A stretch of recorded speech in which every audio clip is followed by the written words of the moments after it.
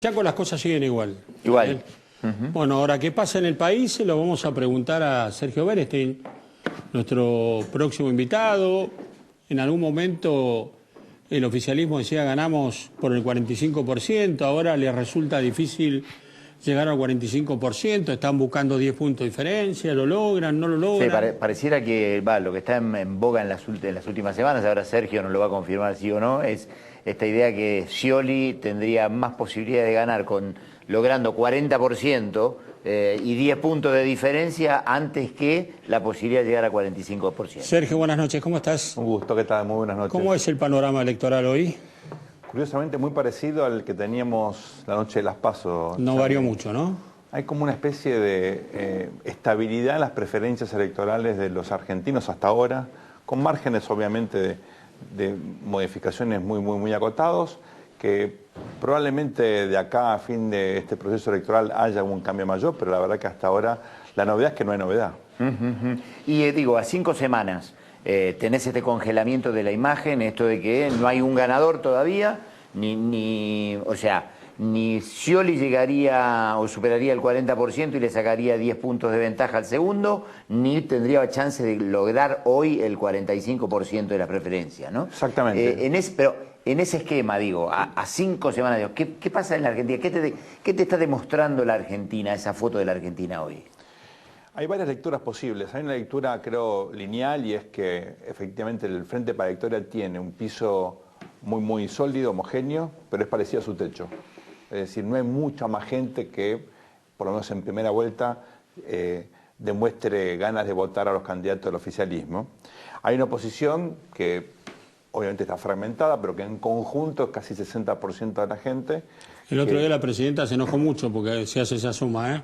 Te dijo por cadena que no es el 60% que está opositor al gobierno. Bueno, veremos las elecciones, claro. Porque hay que esperar 5 semanas para que la gente se manifieste.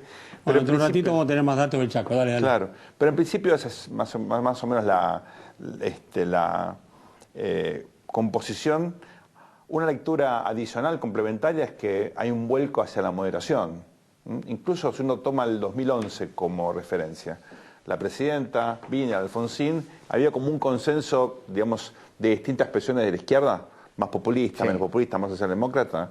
Hoy, Scioli, Macri y Massa, con sus diferencias, expresan un vuelco hacia una relativa moderación en cuanto a su visión del país, la inserción en el mundo, etc. Y una tercera lectura es que los problemas de fondo, los problemas estructurales, por ahora no forman parte de la discusión de campaña. El que esté intentando poner en ese sentido, creo yo, elevando un poquito el nivel es Massa, con discusiones sobre educación y demás. El gobierno básicamente apuesta fundamentalmente a mantener, Scioli, ¿no? Esta idea del desarrollo como una especie de título para después. Sí, un poquito ambiguo todavía. Bueno, ¿no? mañana va a haber ya unos anuncios. Mañana se reúnen los Y gradualismo, ¿no? Mucho gradualismo. Un salto al vacío. En un mundo donde no deja mucho lugar para el gradualismo, No, me parece. me parece que no. Vamos a ver si electoralmente esto sirve o no, claro. Pero creo que la campaña en serio empieza mañana, de hecho legalmente. Está bien, y mañana empieza Scioli con sus economistas esperando nosotros todos que dé alguna idea, ¿no? Veremos la reacción de la gente. Ahora, porque vos decís, la gente busca moderación. Sí, claro. Ahora, Scioli por momentos es moderado y por momentos no lo es, porque tiene que satisfacer el frente interno y a Cristina Fernández de Kirchner.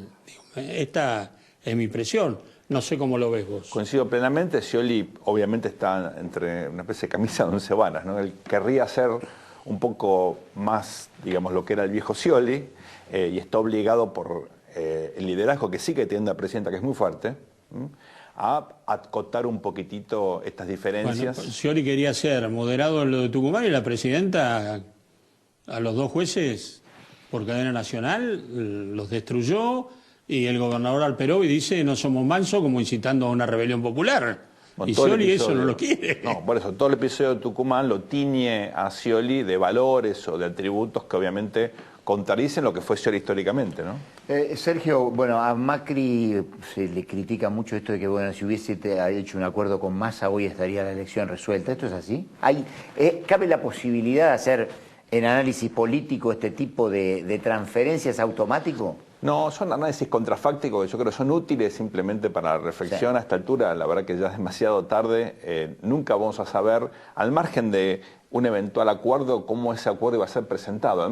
Uno puede hacer, obviamente, análisis de los votantes de Massa, de Macri, hasta qué punto ahí hay coincidencias o no, pero la pregunta era cuál era el relato de eso, si era un acuerdo para cambiar a Argentina o era un mero acuerdo electoral que probablemente se iba a diluir precisamente un poco como es la hipótesis de Durán Barba y demás, en una administración de votos. Ahora aparece la otra versión, ¿no? Hoy La Nación, y Claro. Eduardo Amadeo sacó un tuit diciendo, o Patricia Burri escribió un artículo de eso, que hay un intento del gobierno de levantarlo a Massa para perjudicarlo a Macri.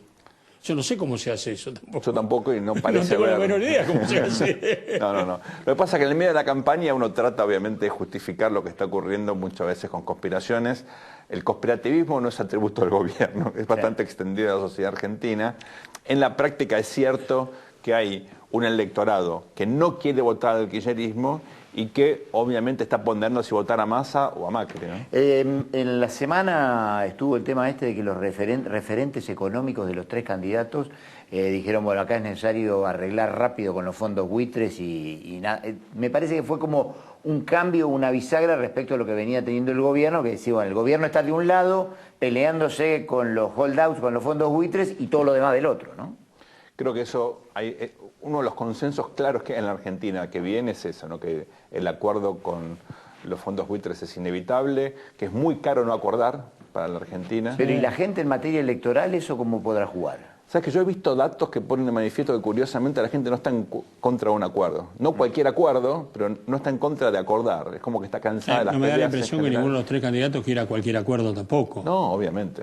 De hecho, hasta Kicillof dijo, hay que acordar, hace poco. Kicillof no acordó No, ahora Kicillof con ahora los fondos enoja bien, buitres porque ¿eh? Cristina Fernández no quiere. Exactamente. Es una bandera que no quiere entregar. Pero yo creo que el hecho de que Argentina haya conseguido que Naciones Unidas efectivamente tenga ahora un dispositivo para evitar otros nuevos casos como el de Argentina, como los fondos buitres, puede facilitar un camino hacia un acuerdo, ¿no?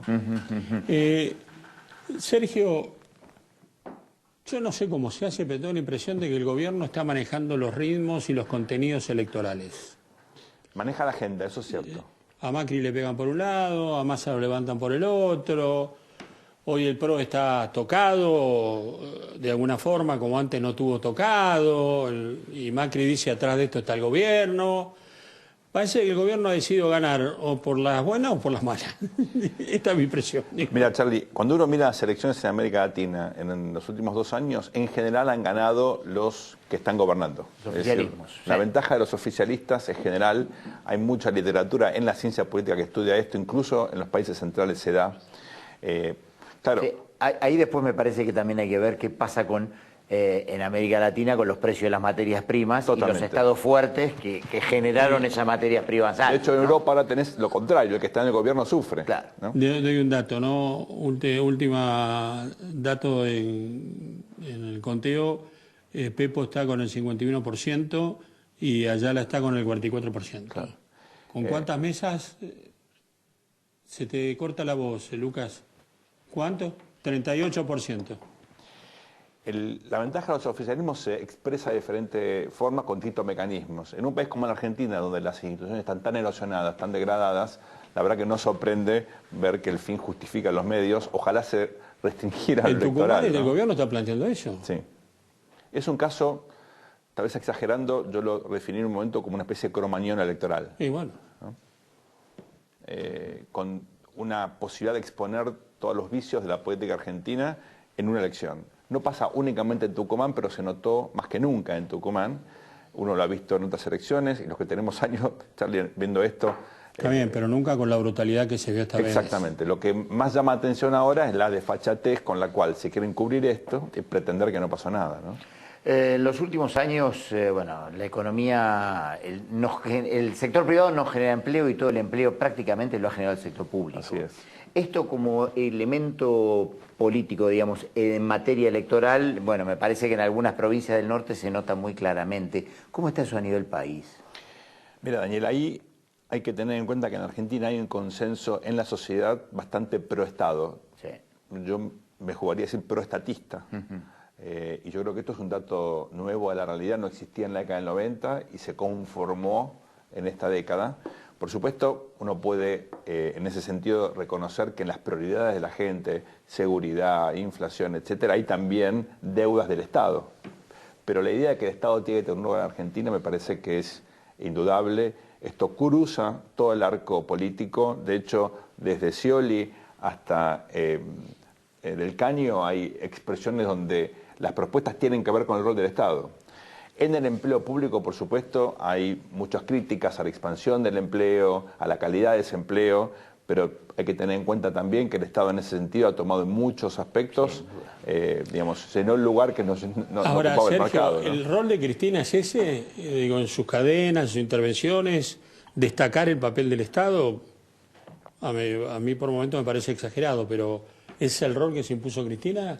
Digo, aparte de dibujar un país que es difícil apreciarlo, ¿no? Yo creo que Cristina va a ser recordada como una persona que intentó reconstruir un modelo estadocéntrico que en Argentina fracasó, sobre todo en la década del 80 con la gran crisis de la deuda, que en la década del 90 quiso cambiar y ella intentó reconstruirlo, obviamente con componentes bastante anacrónicos y con algunos componentes nuevos. Yo creo que el kirchnerismo expresa la globalifobia en Argentina y la globalización es un fenómeno de los últimos 25 años.